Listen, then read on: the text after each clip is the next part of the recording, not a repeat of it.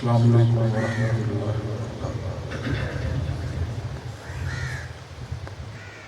الحمد للہ رب العالمین، الصلاۃ والسلام علی سید المرسلین وآلہ الطاہرین واہل بیتہ وصحبہ اجمعین۔ اعوذ باللہ من الشیطان الرجیم، بسم اللہ الرحمن الرحیم۔ قال اللہ تعالی فی فرقان الحمید، الف لام میم، ذالک الکتاب لا ریب فیہ ھدی للمتقین۔ اما بعد، آج کے اس اجتماع پر عنوان میں فقیر آپ کو خوش آمدید کہتا ہے۔ مولانا جلال الدین رومی علیہ رحمہ کے ایک خوبصورت شعر کے ساتھ گفتگو کی ابتدا کرنا چاہوں گا۔ آپ فرماتے ہیں، خوش طرح باشد کہ سر دل براں، خوش طرح باشد کہ سر دل براں، گفتہ آئے در حدیث دیگراں۔ آپ فرماتے ہیں کہ اس سے خوبصورت انداز گفتگو کا اور کوئی نہیں ہو سکتا کہ محبوب اپنے کی بات کی جائے، نشانہ کسی اور کو رکھا جائے۔ غالب نے بھی خوب اس جگہ پہ اپنے پیرایا میں لب کشائی کی ہے۔ وہ کہتے ہیں کہ لطافت بے کثافت جلوہ پیدا کر نہیں سکتی، چمن زنگار ہے آئینہ باد بہاری کا۔ قرآن کریم میں یہ جو حروف مقطعات ہیں، یہ بے معنی نہیں ہے، بے مصرف نہیں ہے، ان کا معنی موجود ہے، لیکن کچھ معانی ایسے ہوتے ہیں کہ جنہیں اخذ کرنا پڑتا ہے۔ سمندر کے اوپر جاگ ہوتی ہے، تنکے ہوتے ہیں۔ اگر آپ تنکوں کے شناور ہیں، آپ جاگ کے طالب ہیں، تو سمندر کی اوپر والی سطح سے آپ کو آپ کا مطلوب حاصل ہو سکتا ہے، لیکن اگر آپ موتیوں کے طلبگار ہیں تو پھر آپ کو سمندر میں غوطہ زن ہونا پڑے گا، کیونکہ سمندر کی تہ میں موتی ہوتے ہیں، اوپری سطح پہ نہیں۔ پھر آپ کے لیے دو آپشن موجود ہیں، یا آپ غوطہ لگانے کی صلاحیت سے مملو ہوں، اور یا پھر کسی غوطہ خور کے ساتھ وابستہ ہوں، یا آپ خود مجتہد ہوں، اجتہاد کی صلاحیت سے متصف ہوں، قرآن و حدیث سے مسائل کو استنباط کرنے کی صلاحیت رکھتے ہیں۔ اگر نہیں رکھتے تو پھر کسی مجتہد کے ساتھ وابستہ ہوں۔ انسانی گروہ دو حصوں میں منقسم ہے، یا وہ مجتہد ہوتے ہیں یا وہ مقلد، یا وہ خود درجہ اجتہاد پہ فائز ہوں گے یا پھر وہ تقلید کریں گے۔ تیسرا گروہ موجود نہیں ہوتا۔ یا آپ خود غوطہ خور ہوں اور قرآن کی تہ میں اتریں اور انوار و تجلیات اور معارف کے موتی چننے کی صلاحیت رکھیں، اور اگر آپ کے اندر وہ صلاحیت موجود نہیں ہے تو پھر آپ کسی غوطہ خور کے ساتھ وابستہ ہوں جو اس کی تہ تک جانے کی صلاحیت رکھتا ہوں، اور پھر اس تہ سے اوپر اٹھ کے آپ کی سطح پہ آ کے آپ کو فیض یاب کر سکے۔ نبی مکرم صلی اللہ علیہ وسلم کا مقام ایک پل کی حیثیت رکھتا ہے. آپ نے فرمایا انما انا قاسم واللہ یؤتی، وہ عطا کرنے والا ہے اور میں تقسیم کرتا ہوں. میں خالق سے لیتا ہوں اور مخلوق کو تقسیم کرتا ہوں. یہ جو حدیث ہے انما انا قاسم واللہ یؤتی، اس حدیث کے اندر تخصیص موجود نہیں ہے کہ اللہ مجھے کیا عطا کرتا ہے اور میں کیا تقسیم کرتا ہوں. انما انا قاسم، آپ نے اپنے آپ کو قاسم مطلق کہا ہے، اور اللہ کو واللہ یؤتی مطلق کہا ہے. وہ مجھے مطلق عطا کرتا ہے اور میں کائنات کو مطلق عطا کرتا ہوں. اس کائنات کو جو کچھ بھی ملا ہے وہ آپ کی ذات والا صفات کے تصدق سے ملا ہے. وَمَا أَرْسَلْنَاكَ إِلَّا رَحْمَةً لِّلْعَالَمِينَ، اے محبوب صلی اللہ علیہ وسلم، ہم نے آپ کو دو عالم کے لیے رحمت بنا کر بھیجا. سوال یہ ہے کہ نبی اکرم صلی اللہ علیہ وسلم کی جب پیدائش ہوئی مکہ المکرمہ میں سیدہ آمنہ سلام اللہ علیہا کے بطن سے جناب عبداللہ رضی اللہ تعالیٰ عنہ کی آغوش ان کے گھر میں، تو دو عالم تب تخلیق کیے گئے تھے. دو عالم تب سے شروع ہوئے ہیں. پھر 63 برس کی ظاہری حیات گزارنے کے بعد آپ اس عالم شہود سے ظاہری طور پہ انتقال فرما گئے. دو عالم اب بھی موجود ہیں. ہم نہیں ہوں گے، دو عالم تب بھی موجود ہوں گے. قرآن کہتا ہے کہ اے محبوب صلی اللہ علیہ وسلم، ہم نے آپ کو دو عالم کے لیے رحمت بنا کر بھیجا. تو اس کا معنی یہ ہوا کہ جب سے دو عالم ہے تب سے رحمت دو عالم ہے، اور جب سے رحمت دو عالم ہے تب تک دو عالم ہے. اس کائنات کی جو نبض ہے، اس کائنات کی جو تحریک ہے، وہ قلب محمدی صلی اللہ علیہ وسلم سے مستعار ہے. ایک لمحے کے لیے اگر قلب محمدی کی حرکت معدوم ہو جائے تو یہ کائنات مفقود ہو جائے. نعرہ تکبیر، نعرہ رسالت، نعرہ حیدری، نعرہ غوث. یہ جو عام طور پہ خطباء سے آپ نے ایک حقائق سنی ہے، سر دست میرا یہ موضوع بحث نہیں کہ وہ روایت محدثین کے نزدیک کس درجے کی ہے، وہ سند کے اعتبار سے یا متن کے اعتبار سے صحیح ہے یا نہیں، لیکن وہ قرآن کی آیات کے مطابق ہے. تو اگر کوئی حدیث سند کے اعتبار سے کمزور ہو لیکن مفہوم کے اعتبار سے قرآن کی فکر کے ساتھ مطابقت رکھتی ہو تو اسے تسلیم کیے بغیر کوئی چارہ نہیں. محدثین کا تو یہ پیمانہ ہے کہ ان کے نزدیک تو فضائل اعمال کے اندر کمزور روایت بھی قبول ہو جائے. کیوں ہوتی ہے؟ اس لیے کہ اس کی تائید قرآن اور اسلام کا مزاج متلقن کرتا ہے. اسلام کا مزاج متلقن اس کی تائید کرتا ہے.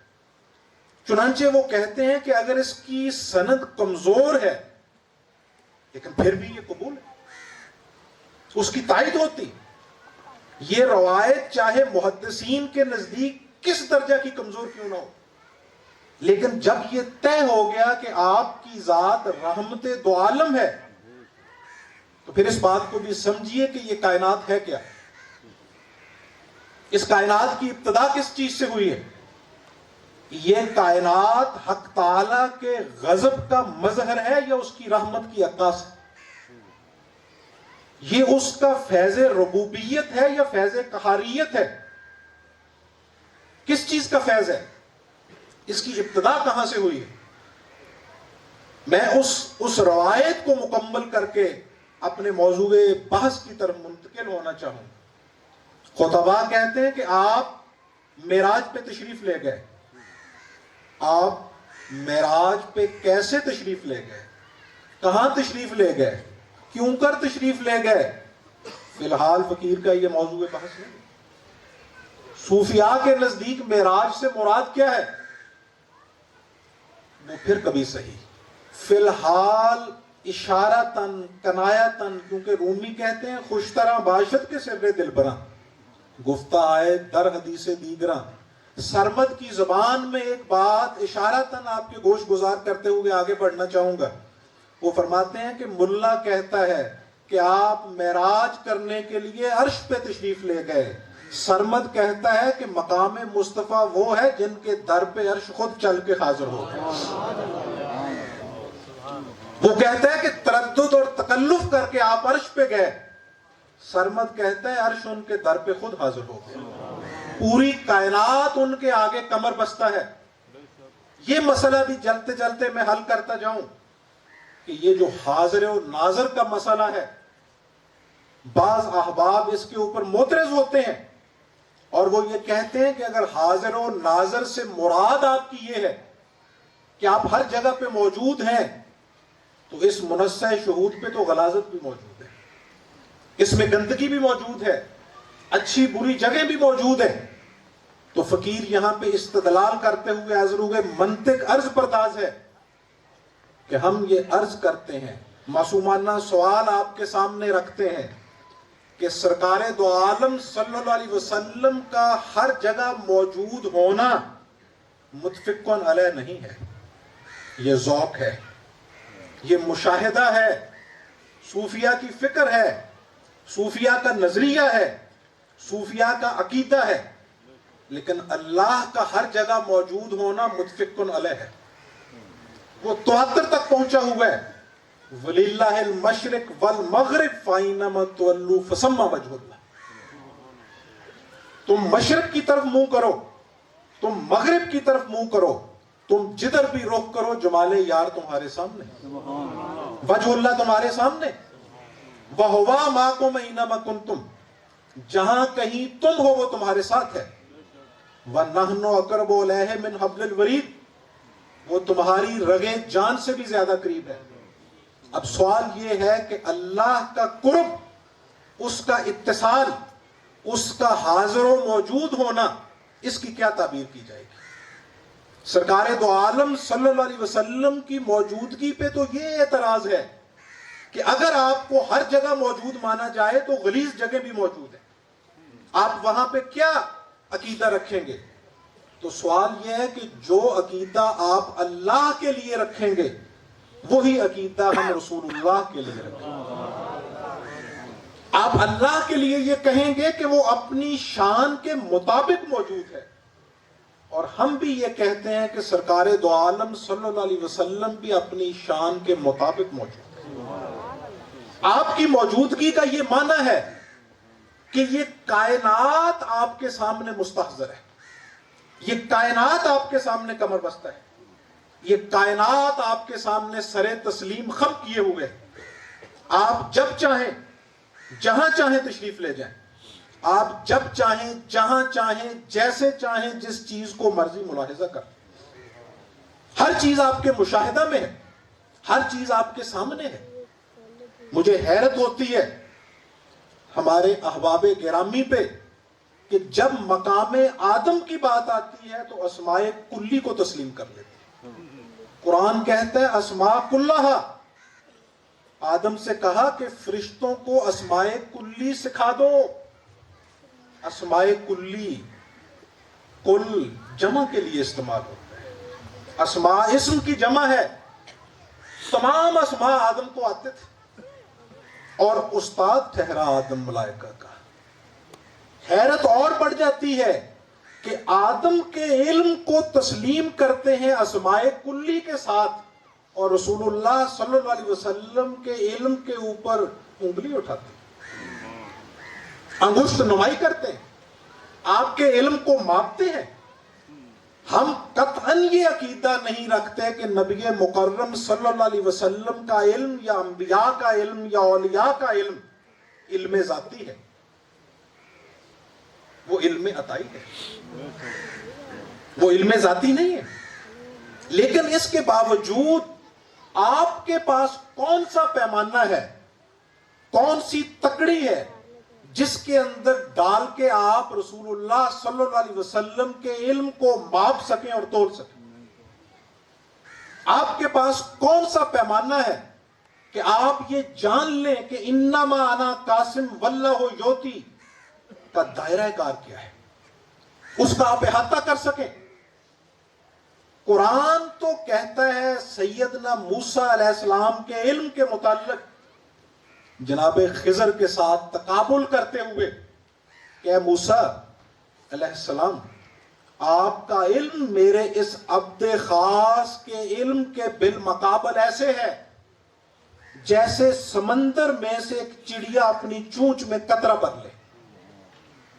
مجھے بتائیے، ولایت کی جس جگہ پہ انتہا ہوتی ہے وہاں سے نبوت کی ابتدا ہوتی ہے، جس جگہ پہ نبوت کی انتہا ہوتی ہے وہاں سے رسالت کی ابتدا ہوتی ہے، جس جگہ پہ رسالت کی انتہا ہوتی ہے وہاں سے اول الامر اور اول العزم انبیاء جو رسالت کے مقام پہ فائز ہیں، صاحب کتاب، ان کی ابتدا ہوتی ہے۔ اب سیدنا موسیٰ علیہ السلام صاحب کتاب پیغمبر ہیں، صاحب کتاب رسول ہیں، ان کے علم کا تقابل کرتے ہوئے قرآن ایک عارف باللہ کے ساتھ کہتا ہے کہ اس کا علم سمندر کی مانند ہے، اور اس رسول کا علم اس کے بالمقابل اس طرح ہے جس طرح چڑیا اپنی چونچ میں قطرہ بھر لے۔ اور جس جگہ پہ موسیٰ علیہ السلام کے بھی پر جلتے ہیں اس سے بہت پرے جا کے مقام مصطفیٰ کی ابتدا ہوتی ہے، مقام مصطفیٰ شروع ہوتا ہے۔ حیرت ہے کہ فرشتے آدم کے شاگرد ہیں، اور ان علماء ظاہر پہ مجھے حیرت در حیرت ہے کہ جو فرشتے آدم کے آگے زانوے تلمس طے کرتے ہیں، سر تسلیم خم کرتے ہیں اور اسماء کلی کا فیض آدم سے اخذ کرتے ہیں، انہی ملائکہ کو، انہی فرشتوں کو جو فخر آدم ہے ان کا استاد بنا کے رکھ دیا کہ وہ کہتے ہیں پڑھ، اور آپ کہتے ہیں میں پڑھنا نہیں جانتا۔ سر دست یہ بھی سمجھ لیجئے کہ کا معنی ان پڑھ نہیں ہوتا، الکتاب کی اصطلاح بھی استعمال ہوئی ہے۔ جڑ کو کہتے ہیں، ماں کو کیوں کہا جاتا ہے؟ اماں، ماں، امی، ان سب کا روٹ اور ورڈ وہی ہے جو کا ہے۔ جڑ، بنیاد، جو شخص فطرت صحیحہ پہ ہو، جس کے فکر اور ذہن کے اندر علائش نہ ہو، آمیزش نہ ہو، اس کو عربی میں امی کہا جاتا ہے۔ جو حالت صحیح پہ ہو، جو فطرت سلیم پہ ہو۔ مجھے یہ بتائیے کہ آدم نے فرشتوں کو پڑھنا سکھایا اور یہاں فرشتے نبی اکرم کو پڑھنا سکھا رہے ہیں، اور آپ سمجھتے ہیں کہ آپ امی ہیں، اور اس کا معنی ہے کہ آپ ان پڑھ ہیں۔ آپ ان پڑھ نہیں ہیں، آپ وہ امی ہیں جس نے پوری کائنات کو پڑھنا سکھایا۔ آپ وہ امی ہیں جو الکتاب ہیں، آپ ہی ذالک الکتاب ہے، آپ ہی لا ریب فیہ ہیں، مدل المتقین بھی آپ ہی ہیں۔ یہ محب اور محبوب کے درمیان کی گفتگو ہے، اس کو سمجھیے۔ خوش طرح باشد کے سر دلبراں، وہ کہتے ہیں کہ آپ معراج پہ تشریف لے گئے، بستر گرم رہا، دروازے کی کنڈی ہلتی رہی، وضو کا پانی چلتا رہا۔ یہ کائنات جو آپ کے سامنے منصہ شہود پہ برپا ہے، یہ ٹائم اور سپیس کے اندر برپا ہے۔ اس کے لیے زمان و مکان مطلوب ہے۔ اگر آپ ان زمان و مکان سے نکل جائیں تو پیمانے تبدیل ہو جاتے ہیں۔ آپ چاند پہ چلے جائیں، آپ کا وزن تبدیل ہو جائے گا۔ آپ مریخ پہ چلے جائیں، آپ کا وزن تبدیل ہو جائے گا۔ آپ خلا میں کچھ عرصہ رہ کے واپس پلٹیں تو یہاں پہ موجود لوگوں کی عمر کی کیفیت اور ہوگی، آپ کی حالت اور ہوگی۔ یہ زمان و مکان کے ساتھ لازم و ملزوم ہے، زمان مکان کے ساتھ، مکان زمان کے ساتھ لازم و ملزوم ہے۔ اور جب اس کائنات کی جان نکل گئی تو یہ کائنات وہیں ٹھہر گئی، اسی لیے وضو کا پانی بھی چلتا رہا، کنڈی بھی ہلتی رہی، بستر بھی گرم رہا، کیونکہ انسان کی حالت میں تغیر کے لیے اس کا زندہ ہونا ضروری ہے۔ آپ سمجھتے ہیں کہ جس شخص میں سے روح نکل گئی وہ مطلقاً معدوم ہو گیا؟ اگر وہ مطلقاً معدوم ہوتا تو پھر اس کا جو جسد ہے، جسم اور جسد میں فرق ہوتا ہے۔ جب تک آپ متحرک ہیں، آپ کے اندر روح ہے، آپ کے اندر جان ہے، تو آپ کے پاس جسم موجود ہے، یہ عالم اجسام ہے۔ اور جب اس کے اندر روح حقیقی موجود نہیں ہوتی، جس کے متعلق قرآن کہتا ہے وَنَفَخْتُ فِيهِ مِنْ روح، تو پھر وہ جسد ہوتا ہے، پھر وہ جسم نہیں ہوتا۔ لیکن آپ دیکھتے ہیں کہ اس جسد کے اندر بھی تغیر رونما ہوتا ہے، مردہ اپنی حالت پہ قائم نہیں رہتا، اس کے اندر تغیر رونما ہونا اس بات کی نشاندہی کرتا ہے کہ ابھی تک بھی وہ جسد مطلقاً معدوم نہیں ہوا، وہ فقط مفقود ہوا ہے۔ لیکن جب آپ اس کائنات سے تشریف لے گئے تو کائنات وہیں اس لیے ٹھہری کہ کائنات میں جان باقی نہ رہی۔ نعرہ تکبیر، نعرہ رسالت، نعرہ حیدری، نعرہ غوثیہ۔ جب جان نکل جاتی ہے تو جسم وہی ٹھہر جاتا ہے، زمان و مکان کے پیمانے تبدیل ہو کے رہ گئے۔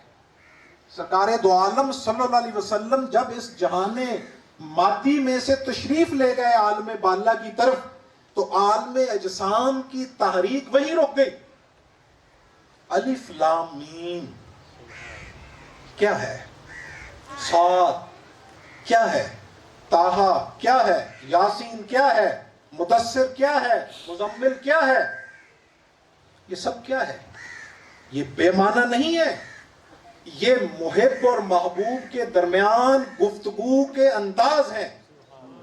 کسی جگہ پہ اس ذات نے آپ کے چہرے کو مخاطب کیا تو طٰہٰ کہا، کہیں آپ کے مکھڑے کی بات کی تو یاسین کہہ کے مخاطب کیا، کہیں آپ کی اداؤں کی بات کی تو مزمل کہہ کے مخاطب کیا، کہیں آپ کے چلنے کا ذکر کیا تو مدثر کہہ کے خطاب کیا۔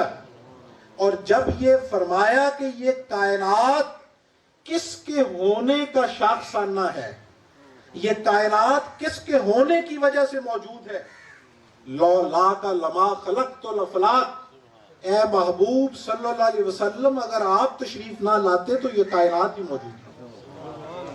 اب ہمارے رفیقان، احباب، ہمارے برادران ملت کہتے ہیں یہ حدیث کمزور ہے۔ امام حاکم نے مستدرک کے اندر اس روایت کو درج کیا، یہ پھر بھی کہتے ہیں کہ یہ حدیث کمزور ہے، یہ ضعیف ہے۔ علماء اہل سنت کے علم العقائد کے اصول و مبادیات کی روشنی میں پہلی تو دلیل میں یہ پیش کرتا ہوں کہ فضائل کے باب میں ضعیف روایت بھی قبول ہے، اور سرکار دو عالم کے فضائل سے بڑھ کے اور کون سی نعمت عظمیٰ ہو سکتی ہے؟ وَأَمَّا بِنِعْمَتِ رَبِّكَ فَحَدِّثْ، قرآن کہتا ہے کہ اس کی نعمت عظمیٰ کا خوب چرچا کرو۔ فحدث، محدث، محدث، حدیث، ان سب کا روٹ و ورڈ ایک ہی ہے، گفتگو کرنے والا، جس کے ساتھ گفتگو کی جائے، جو گفتگو کی جائے، فحدث، خوب چرچا کرو اس کی نعمت کا، اس کا ذکر کرو، علل اعلان ذکر کرو اور اس کی خوشی مناؤ۔ اگر یہ حدیث کمزور بھی ہے تو اس کی تائید قرآن کرتا ہے۔ قرآن کہتا ہے وَمَا أَرْسَلْنَاكَ إِلَّا رَحْمَةً، اس کا وہی معنی ہے جو اس حدیث کا معنی ہے کہ لولاک لما خلقت الافلاک، اے محبوب صلی اللہ علیہ وسلم اگر آپ تشریف نہ لاتے، اگر آپ خلق نہ ہوتے تو یہ کائنات ہی خلق نہ ہوتی۔ اب وجہ تخلیق کائنات سرکار دو عالم کی ذات ٹھہری، باعث تخلیق کائنات آپ کی ذات ٹھہری، اس کائنات کے ہونے کی وجہ آپ کی ذات ٹھہری، اس آیت نے اس حدیث کی اس سند کی کمزوری کو دور کر دی.